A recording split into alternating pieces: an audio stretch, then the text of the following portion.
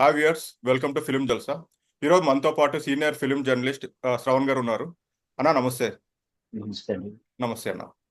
అన్న, కొండా సురేఖ గారు చేసిన కామెంట్స్ ఎంత దుమారం అవుతుందో చూశారు. మార్నింగ్ ఆవిడ సారీ చెప్తూ ట్వీట్ కూడా చేశారు. ఈ ఇన్సిడెంట్ మీరు ఎలా చూసారు? పాపం నాగార్జున గారికి పరిస్థితి ఏంటో, ఎందుకు ఇలా నాగార్జున గారికి జరిగిందో వరుసగా ఆయనకు ఈ విధంగా నష్టం చేకూర్చింది, మనోవేదనకు గురి చేసినటువంటి అంశాలు ఒకటి తర్వాత ఒకటి వస్తా ఉన్నాయి.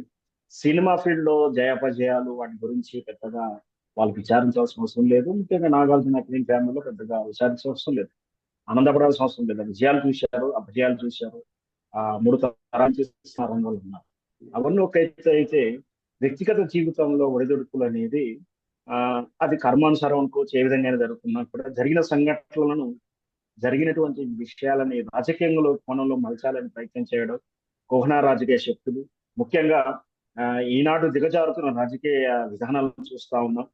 సినీ పరిశ్రమను అనవసరంగా రాజకీయాల్లో లాక్కురావడం అనేది చూస్తా ఉన్నాం.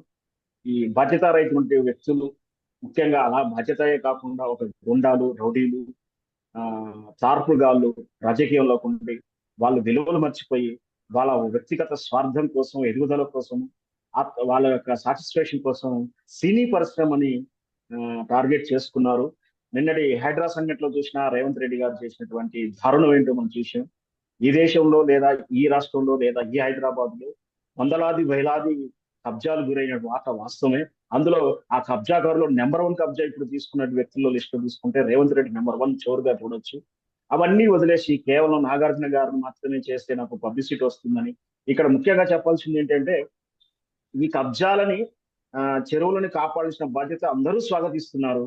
కానీ ఆ కబ్జాలను తొలగింపు అనే ప్రక్రియ లిస్ట్ ప్రయారిటీ ఏదైతే ఉందో, అది తమ వ్యక్తిగతంగా ప్రయోజనాల కోసం లేదా తనకు ఇష్టం లేని వ్యక్తుల మీద ప్రతిపక్ష పార్టీని కక్ష తీరి ధోరణిలో ప్రయత్నిస్తున్నటువంటి ధోరణి చూస్తున్నాం.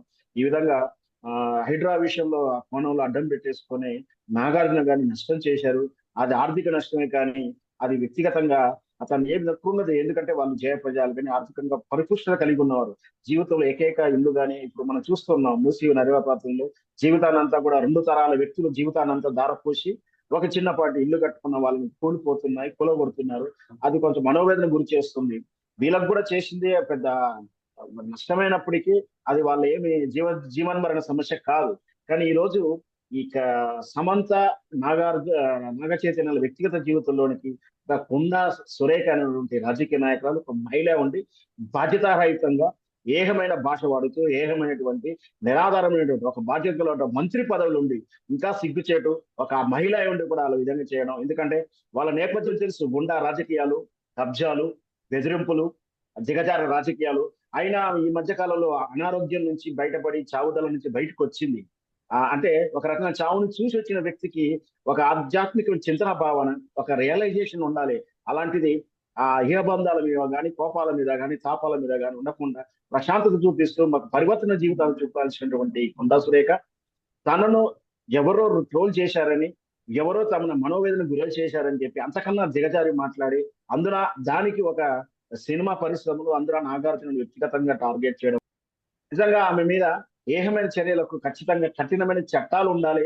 నన్ను అడిగితే షరియా చట్టాలు లాంటి ఆమె మీద ప్రయోగిస్తే ఇలాంటి వాళ్ళకు బుద్ధి వస్తుంది. ఎందుకంటే సమంత తమ వ్యక్తిగత జీవితంలో తనకు పొసగక రకరకాల అభిప్రాయాలతో చాలా కూల్ వాతావరణంలో మనస్సు ఇద్దరు అంగీకారంగా విడిపోయినటువంటి విషయాన్ని రచ్చ చేసి సోషల్ మీడియాలో గతంలోనే యూట్యూబ్ ఛానల్స్ రకరకాల చర్చలు చేసి వాళ్ళని మానసిక గురికి చేస్తే ఈ రోజు నిజంగా ఒక ఆత్మహత్య కాదు, ఇది హత్య చేసినట్టుగా చూడొచ్చు. దీని ఈ కొండా సురేఖ మీద ఒక హత్య కేసు అయినా పెట్టాల్సి ఉంటుంది. అట్లాంటిది సినీ పరిశ్రమ ప్రతి ఒక్కరికి గతంలో చూసిన ఆంధ్రప్రదేశ్ రాజకీయాల్లో కూడా ఇటు తెలుగుదేశం అయితే ఇటు వైఎస్ఆర్ పార్టీ వాళ్ళు కూడా చేసినటువంటి ఆరోపణలు, చనిపోయినటువంటి రాజశేఖర రెడ్డి గారు కానీ వాళ్ళని రెండో పెళ్లి అయినట్టుగాను, జగన్మోహన్ రెడ్డి కూడా ఏదో చేసుకున్నట్టుగాను, ఇంకా దిగజారి వీళ్ళు చంద్రబాబు వ్యక్తిగత జీవితంలోకి జరిగిపోయి రకరకాల కామెంట్లు చేయడం, ఇవన్నీ చూసాం. అంతకన్నా హేయమైనటువంటి దిగజారు రాజకీయాలు చేస్తా ఉన్నారు. ఇది మంచి పరిణామం కాదు. వీటికి ఆద్యము మూలము ఎవరంటే దీనికి ఖచ్చితంగా దీనికి ఒక టాస్క్ వర్క్ జరుగుతూ ఉంది. ఒక ప్లానడ్ స్కెచ్ ప్రకారం, గైడ్ లైన్ ప్రకారం ఒక మైండ్ ట్యూన్ చేసి పంపిస్తున్నారు. అది పొలిటికల్ ఏజెన్సీలు, సోషల్ మీడియా క్యాంపెయిన్ ఏజెన్సీలు అయినటువంటి మొదట అంకురార్పణ చేసింది మన పీకే ప్రశాంత్ కిషోర్ ఓకే సార్. కాంగ్రెస్ పార్టీని ఏ విధంగా నామరూపాలు చేయడానికి నరేంద్ర మోడీ 2004లో తన ముఖ్యమంత్రి అయిన కాంచి ప్రారంభించిన ఈ దిగజాడు రాజకీయం ఏ విధంగా అయితే నష్టపోయామని తెలుసుకున్న కాంగ్రెస్ అదే సోషల్ మీడియా అడ్డం పెట్టుకొని అంతకన్నా దిగజారంటే రాజకీయాలు చేస్తానికి సునీల్ కనుగోలు అనే వ్యక్తి ఇప్పుడు కొనుగోలు వ్యక్తిగా మారిపోయాడు. అతని సూచనల మేరకు ఇలాంటి చట్ట రాజకీయాలు చేస్తా ఉన్నారు. ముఖ్యంగా ఈ బీఆర్ఎస్ పార్టీలో ఇలాంటి అవకాశాలు ఉండవు, తక్కువగా ఉంటాయి. ఎందుకంటే నాకు తెలుసు ఏదైతే ఇప్పుడు కొండా సురేఖ అభ్యంతరం చెప్తున్నదో, నేను యాజ్ ఏ సోషల్ మీడియా ఈ ఫ్యాక్ట్ చెక్ అనేది ఒక గూగుల్ ట్రైనర్ నేను, అంటే సోషల్ మీడియాలో వస్తున్నటువంటిది నిజమా అబద్ధం చెక్ చేసేటువంటి అని చెప్పడం కానీ, దాంతో పాటు నేను తెలంగాణ ఆన్లైన్ వర్కింగ్ జర్నలిస్ట్ యూనియన్లో స్టేట్ సెక్రటరీగా ఉన్నాను. దాంతో పాటు నేను క్రైమ్ జర్నలిస్ట్ చేశాను. ఒక డిటెక్షన్ ఎట్లా చేయాలి, దానికి దర్యాప్తు వెనక్కి ఎలా వెళ్ళి ఆధారాలు సేకరించాలో ఈ అవగాహన ఉన్న వ్యక్తిని గత సుమారు 18 సంవత్సరాల నుంచి సోషల్ మీడియాలో ఫేస్బుక్ లో రకరకాల నుండి సర్వీస్ చేసి ఉన్నాను కాబట్టి తెలుసు ఖచ్చితంగా. అది నాకున్న అవగాహన ప్రకారం ఏదైతే కొండా సురేఖ గారిని చేసిన పోస్ట్ నిజంగా కూడా అభ్యంతరకరమైన విషయం, వాళ్ళ మీద కూడా శిక్షించదగింది. కానీ అది సోషల్ మీడియా ఏజెన్సీ ద్వారా జరిగింది కాదు, ఒక వ్యక్తిగతమైన వ్యక్తి, ఒక బాధ్యతారహిత వ్యక్తి చేసిన పోస్ట్ గా భావిస్తున్నాను. ఎందుకంటే ఆ పోస్టు కాంపిగేన్ ఆఫీస్ నుంచి వచ్చినట్టుగా అయితే కనిపిస్తలేదు. అతను చేసిన అభ్యంతరకరమైన వాక్యాలు ఉన్నాయి కానీ అసభ్యకరమైనటువంటి పోస్ట్ కానీ రీక్రియేట్ చేసిన పోస్ట్ ఏం కాదని, కేవలం అర్థాన్ని మార్చే విధంగా చేసినటువంటి వాక్యాలు కానీ ఉన్నాయి. అది కూడా తప్పే. అంత మాత్రాన అది తప్పు అని చెప్పేసి ఇంకా అంతకన్నా దిగజారు ఒక మహిళా మంత్రి అయి ఉండి చావుదలకు వెళ్ళినటువంటి వ్యక్తి ఈ విధంగా వ్యాఖ్యలు చేయడం నిజంగా సిగ్గు చేయడం.